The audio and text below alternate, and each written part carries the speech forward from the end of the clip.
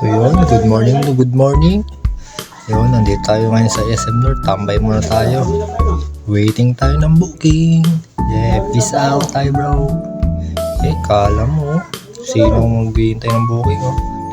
Maya maya papasukan tayo ng booking. So ayan na.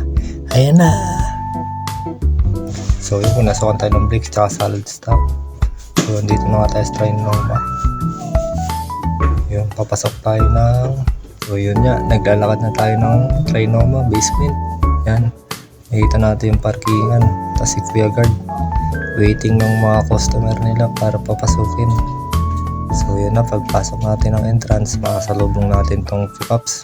Ataw, sabi ko kay Kuya, wait lang Kuya, wait mo ako. Sabi, sige sir, VIP ka naman. So yun, sabi ko 4th floor. So yun na, sinarado ni Kuya yung pintuan ng elevator.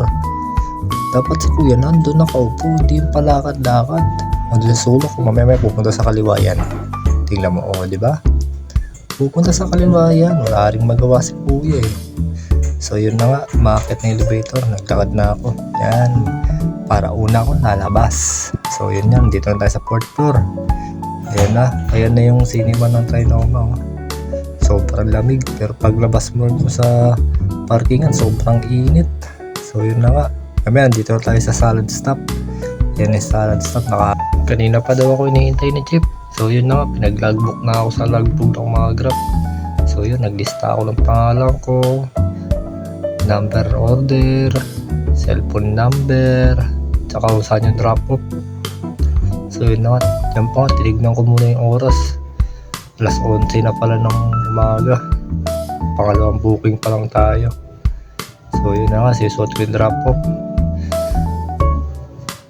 Ayun na, si Chip, tinignan niya muna number. Tapos kinuha ni Chip yung number ng order natin.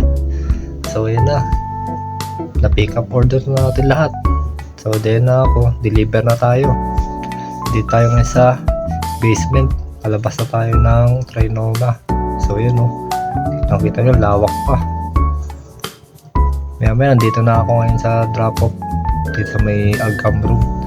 So maya pasukan tayo ng Walter Mark Supermarket. Ito di-deliver, ito yellow Walter Mark, deliver na SM North eh.